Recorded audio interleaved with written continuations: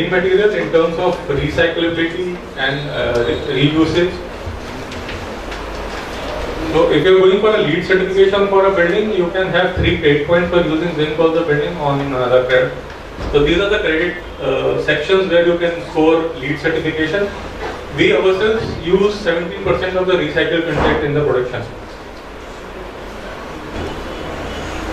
From sustainability point of view, zinc melts at 410 degree, which is the lowest as compared to your other metals in comparison to aluminum, steel or copper.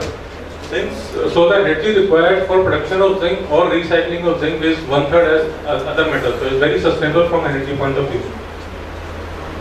We have been assessed by green building councils of various countries, and we have the required green building certifications from BREEAM, Green Star, LEED. The USP of using zinc is quite malleable, because zinc is very soft and malleable, so it helps you to achieve your complex architectural design, which is difficult to achieve with other metals. So you can see, you can curve zinc to a minimum curving radius of 300 mm, which is difficult with your other single spin metals. Secondly, all the systems which we use either for roofing or facade are completely dry joint systems. There are no silicone or sealant which is used. And there are no visible fasteners, rivets, screws. They have been designed with special clips which are completely concealed.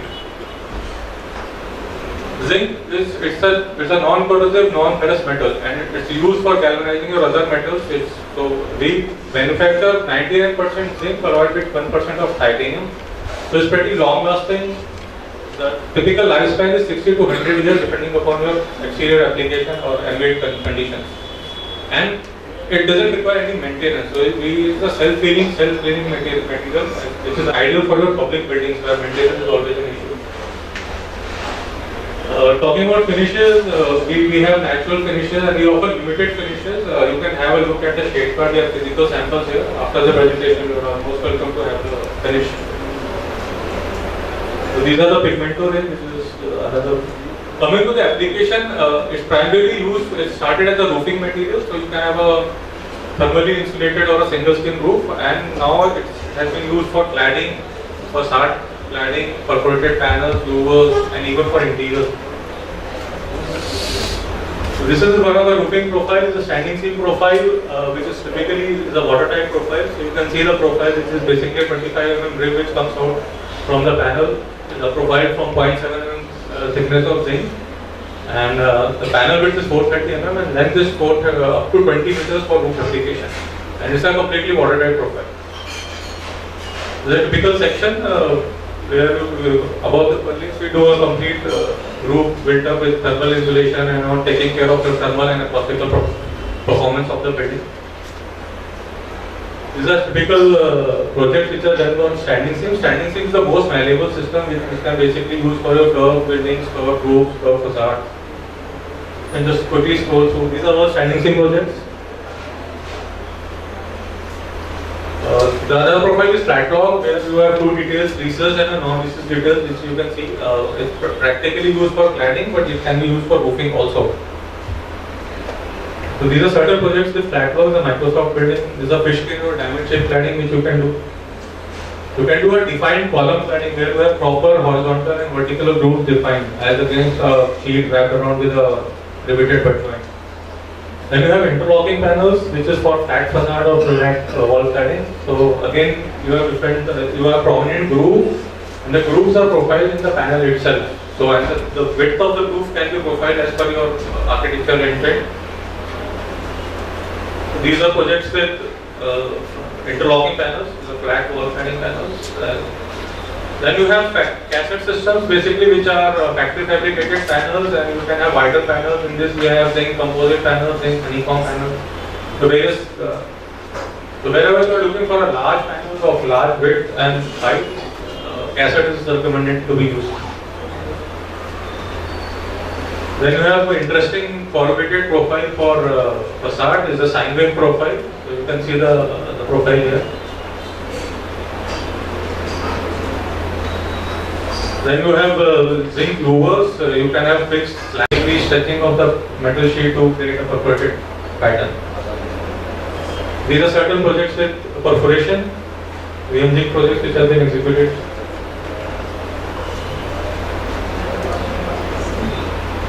This is a custom made from water jet cutting. You can use it for interior also. You can backlight it with the acrylic sheet.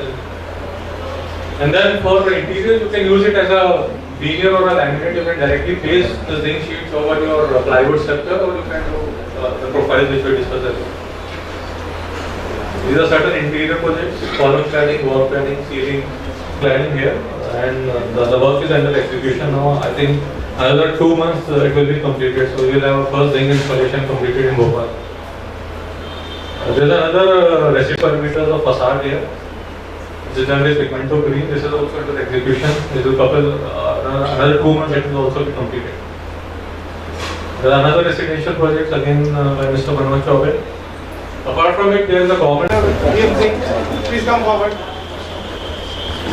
Mr. Shastri, could you please come forward? We have I would request Architect Naveen Pandit to please give a token of appreciation to Mr. Sahai. Mother sir, mic on.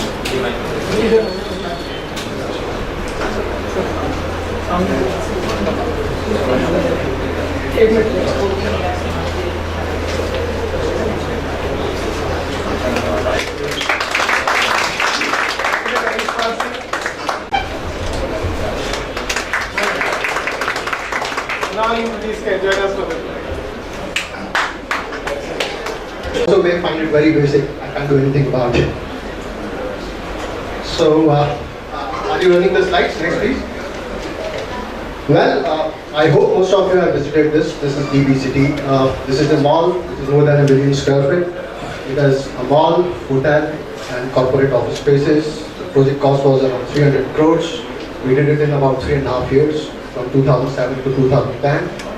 And the architects, the design architects for this were Bentel Associates. They were a South African firm, and this was the second project in India. And we took care of the local architecture, the municipal part, the site coordination, and stuff like that, and the project management part. Next, please. And while this was another project within this project, which was actually an afterthought. I mean, while we started the construction, there was no idea of doing a hotel, but we had surplus FSI. And we were actually in a vice in the state, and for Dainik Bhaskar Group also, this was their first venture in real estate. So time taught us that we could suitably utilize this FSI, and that there was enough potential and scope for good hospitality product in Bhopal, because so far there was no international brand here. And we came up with a 100-room hotel, Courtyard Marriott, and we'll talk more about it later. Next, please.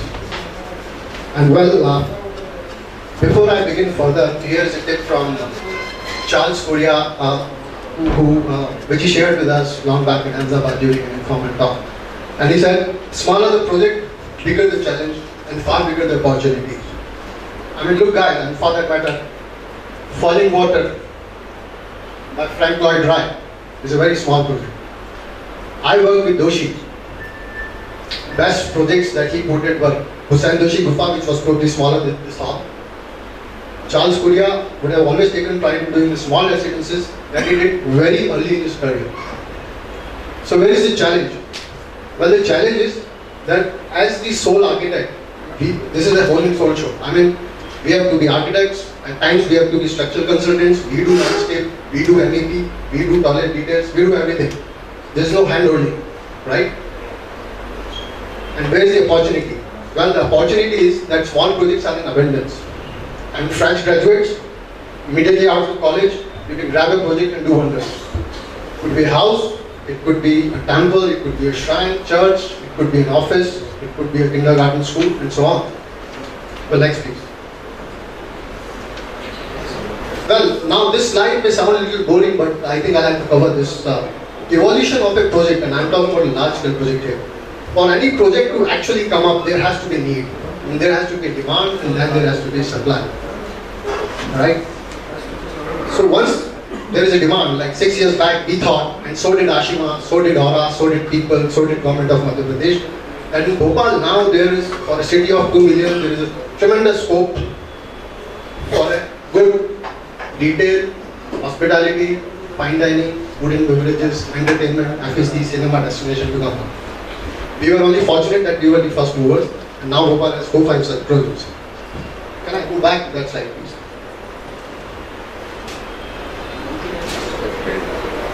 Previous one, please. Slide before this.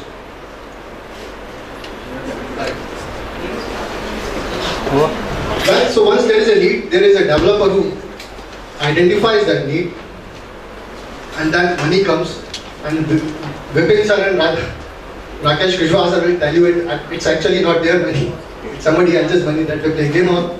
No, this is on a very light note. And you get somebody to give the land also. So smart real estate player doesn't work with his money or his land, and the project gets formulated. Well, there has to be a space program, a smart space program, which naturally comes from the demand assessment. Then you get architects. Once you get architects, he has to have a number of consultants, supporting consultants in a large project. And I'll talk about that in the next slide.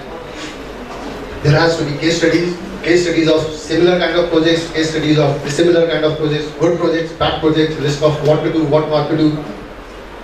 And very important, something which can make or break the game, contractors, vendors. You have to be very thoughtful, very selective, very methodical in getting them on board. And then there has to be proper material sourcing. You have to get from India, around India, abroad. And end of the day, the end user, the feedback from the end user, he has to be a participant all through the game for a successful working of the project. Next please. Once more. So I was talking about consultants for large scale projects. Small scale projects, there is one architect, there is one smart architect, he can run the entire show. Very often in large scale projects you have to have an architect. If it is an international design architect says, he says, hell, I cannot do municipal drawings, I cannot do local architecture, I cannot do local site support.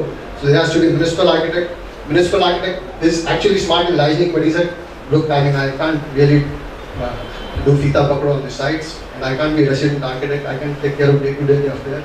So there has to be a resident architect. Very often architect does not do interiors. It's a specialist job, so you have to have an ID. There has to be a structural consultant. There has to be a landscape architect.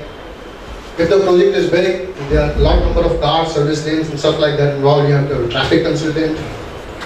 Obviously there has to be an HVAC consultant, a plumbing consultant, a fire consultant, an electrical consultant, maybe a lighting consultant, sometimes a facade consultant who does placing details and stuff like that. Graphics and signage consultant. If you want a green rating or if your project has to have, seek an environmental approval, probably you'll have an environmental consultant also on board. If you're novice in this game, you don't have a team of yourself, you have to have costing consultants, procurement consultants who do tenders and VFDs and stuff like that for you. Now, amidst all this khichdi now with 10-20 animals, you have to have a PMC who does the postmanship. And then there is a core vendor. Because nowadays, very smart American game, particularly with MEP consultants, they do drawings only up to tender stage. Once the vendor comes on board, he does shop drawings, they just become approving authorities. Very simple. Anyways, next please. Well, with this project DBCT, we identified this project, did a space program, got consultants on board. But like I said, we were novice. For us, all of us, this was first project in the city, first project in the group. And we had to do a lot of R&D. So we roamed around, did a lot of group plotting. With Pentel, who did not have too much of an exposure in India, we took a detailed look at their project in South Africa. Something amazing that came out in our case studies. Malls abroad are very introvert in nature. You will find very meticulous details and everything. I mean, they're like very introvert. Outside they sometimes look like warehouses, you know, nothing else. So, I mean, that's what was the highlight of the case studies. Next please. So, it was fun. I mean, it was really a very good experience. A lot of international travel, a lot of exposure, a lot of feedback from mall developers, hotel operators, real estate players, consultants. Next please. Now coming to the material sourcing part, some of my senior colleagues will actually identify what these slides are. And yes, I am talking about China. And yes, we also could not ignore it. For the mall part, we did not do a lot of procurement, but for the hotel part, we bought a lot of stuff, we got a lot of stuff made. And China is something as students, as young guys, I would recommend. Probably Mr. Rakesh Kushwaha can actually run a different orientation program one day, 1 hour long, maybe Vipin sir as well. It's very simple, I mean, it's a 4-hour flight from Delhi 2 times a day, very close to Hong Kong, 1 hour drive from Hong Kong. And it's an altogether different world. I mean, you've got furniture cities, you've got ceramic cities, you've got lighting city, you've got malls. And can I go to the next slide, please? I mean, look at it, this is Louvre. I'm sure many of my colleagues have been there. I mean, this is just a furniture mall. And on this street, there are 10 such buildings. 15 kilometers from here, there is a ceramic city with several such malls in tiling and ceramics. 30 kilometers from here, there is Gujay, which is only lighting and lighting and lighting. And lots of factories. I mean, lots of ready-made stuff.